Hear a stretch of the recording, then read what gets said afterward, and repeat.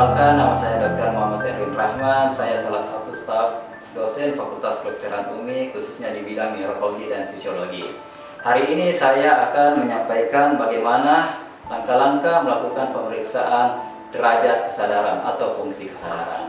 Sebelumnya, pemeriksaan fungsi kesadaran itu kita bagi menjadi dua. Pertama adalah derajat kesadaran yang bersifat kuantitatif, dan yang kedua adalah derajat kesadaran yang bersifat kualitatif. Derajat kesadaran yang bersifat kuantitatif contohnya nanti adalah pemeriksaan GCS, Glasgow Coma Scale. Sedangkan pemeriksaan derajat kesadaran yang bersifat kualitatif ada nanti namanya delirium, sopor, stupor, somnolen, dan koma. Nah, tapi pada kali ini saya akan melakukan pemeriksaan derajat yang bersifat kuantitatif yaitu GCS. Tapi perlu ditekankan di sini bahwa pada pemeriksaan GCS atau Glasgow Coma Scale kita harus bisa membedakan GCS untuk kepentingan pembedahan atau GCS yang digunakan untuk di bidang neurologi. Kenapa? Karena GCS yang di bidang neurologi angka-angkanya tidak dijumlah 15K, 14, 13 dan seterusnya.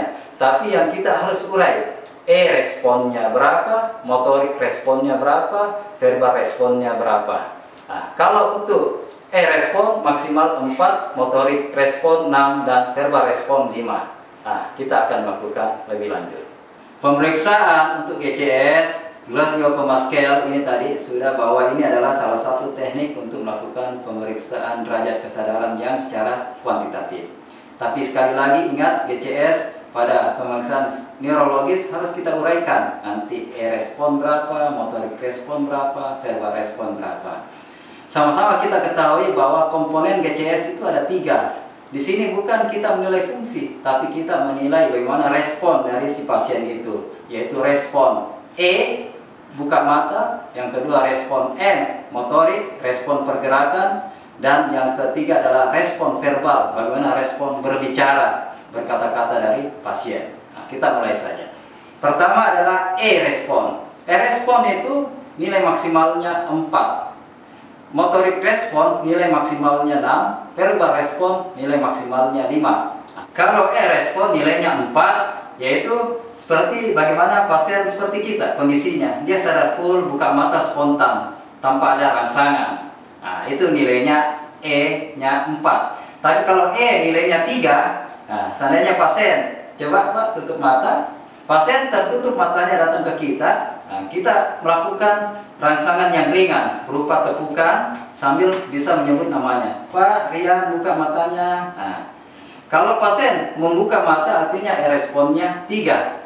Nah, di sini sebetulnya harus kita bisa bedakan pada pasien-pasien tertentu yang kalau menunggu lama kita di IGD untuk melakukan pemeriksaan. Kalau pasiennya ngantuk, bagaimana kita membedakan? Kalau pasien ngantuk, apakah dia memang sadar penuh atau kompos mentis, atau dia tidak sadar penuh atau kompos mentis. Nah, caranya kalau kita sebut, kita tepuk dengan tepukan yang ringan, Pak buka matanya, Pak Rian buka matanya, Pak Rian. Nah, kalau terbuka matanya, kemudian dia tidak tertidur lagi setelah hilang rangsangan, artinya dia sadar penuh, nilainya tetap E4. Tapi kalau begitu dia terbuka matanya tanpa kita lakukan rangsangan lagi, tertutup lagi kembali tanpa ada rangsangan, artinya dia E-nya 3 atau dalam kondisi somnolen. Nah, kalau E-nya 3 sudah E3 tadi, ya kita lanjut ke E2. Bagaimana kalau E2? Kalau E2, respon buka matanya tidak lagi dengan tepukan atau rangsangan suara, tapi dengan rangsang nyeri. Nah, rangsang nyeri yang bisa kita lakukan umumnya yaitu pada ujung jari. Ujung-ujung jari yaitu pada kuku, di mana ada batas kuku, ya, antara kulit dan kuku. Di sini kita tekan. Kita tekan. Nah, selain di ujung kuku kita tekan, rangsang nyeri, titik-titik nyeri bisa pada daerah, ya, dada bagian atas ini kita tekan, atau kita kasih begini, atau kita kasih begini bisa. Lalu bisa juga di daerah sini kita tekan. Nah, ini semua adalah titik-titik nyeri. Tapi umumnya yang kita gunakan adalah pada ujung jari, yaitu pada kuku, ya, perbatasannya di sini antara kulit dan kuku. Kita tekan. Pas kita tekan, kita kasih rangsang nyeri, pasiennya terbuka matanya, langsung tertutup lagi. Kalau kita tidak tekan atau hilang rangsangan, artinya E-nya 2. Sekali lagi, E2 itu kalau kita tekan, berikan rangsang nyeri, pasien terbuka matanya. lalu tertutup lagi. Kalau S1 itu biar kita lakukan rangsang nyeri yang kuat, tapi pasien tidak ada respon sama sekali, itu namanya S1. Nah, lalu setelah E respon, kita lanjut ke motorik respon. Motorik respon, nilai tertingginya adalah 6. Bagaimana itu? Nilai motorik respon kalau 6. Nah, seperti kita, kalau 6 ini gerakan spontan mengikuti perintah. Contoh, Pak Rian, coba angkat tangan. Turun tangan, Pak. Nah, ini spontan mengikuti perintah yang kita sampaikan ke pasien. Ini nilainya adalah 6. Tapi M5 yang kita nilai adalah bukan lagi pasien melakukan gerakan spontan, tapi kita melakukan rangsang nyeri. Nah, rangsang nyeri tadi kita lakukan di sini, di ujung jari ya, kita tekan. Pada waktu kita tekan, tolong ya, kita tekan, maka pasien itu dia mengetahui lokasi di mana titik nyerinya itu. Saya tekan, dia tahu, ya tahu. Nah, atau saya lakukan tekanan di sini, dia tahu di mana lokasinya. Nah, okay. Lalu untuk M4, nah, kita lakukan sama, kita kasih rangsang nyeri, tapi di sini dia menghindar, mengelak atau menepis. Coba, Pak. Nah, ini, oke? Jadi sekali lagi, ya, nah, begini. Atau saya lakukan di sini, juga dia menghindar, nah, atau di sini dia menepis. Nah, itu namanya M4. Sedangkan kalau M3 tidak ada lagi menghindar atau menepis, tapi M3 itu berupa gerakan refleks yang abnormal, refleks yang gerakan postur tubuh yang spontan, yang tidak normal. Nah, contoh, kalau ini namanya, kalau M3 adalah dekortikasi. Nah, dekortikasi, saya kasih rangsang nyeri, maka dia akan terjadi fleksi yang abnormal. Coba saya kasih rangsang, bagaimana bentuknya? Saya kasih rangsang nyeri, ya, terjadi ini fleksi yang abnormal pada tubuh, baik itu tungkai, baik itu pada lengan maupun pada tungkai. Nah, lalu M2 saya kasih rangsang nyeri, tapi bukan lagi fleksi, tapi ekstensi yang abnormal, ya, respon ekstensi yang abnormal. Nah, saya ulangi, saya tekan, ya, kita lihat ini adalah respon ekstensi yang abnormal. Sedangkan kalau untuk M1, biar saya kasih rangsang nyeri, tidak ada respon sama sekali, itu disebut M1. Selanjutnya yang terakhir adalah untuk menilai verbal respon, respon berbicara. Nah, kalau ini nilai maksimalnya 5.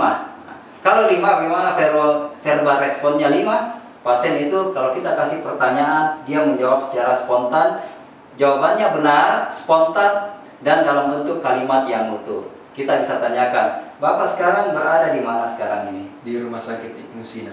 Oh, hari apa ini sekarang? Hari Sabtu. Nah, pasien menjawab kalimat yang panjang dan benar.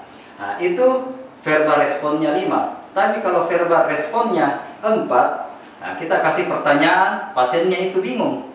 Nah, Bapak berada sekarang di mana? Rumah sakit.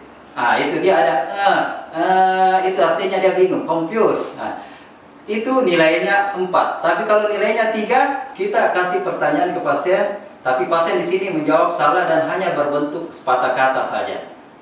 Bapak ada di mana sekarang? Di mall. Nah, dia menjawab hanya sepatah kata, tapi salah. Nah, kita lanjut kalau yang verbal responnya itu 2. Nah, kalau verbal responnya nilainya 2 itu bukan lagi dengan pertanyaan, karena pasien tidak bisa menjawab pertanyaan, kita kasih rangsang nyeri.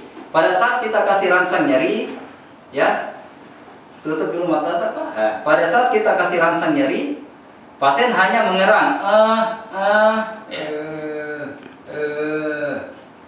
Oke, mengerang di sini artinya tidak dimengerti apa maksud perkataannya itu. Itu verbal responnya 2. Dan kalau 1, biar kita kasih rangsang nyeri yang kuat, tidak ada respon suara sama sekali.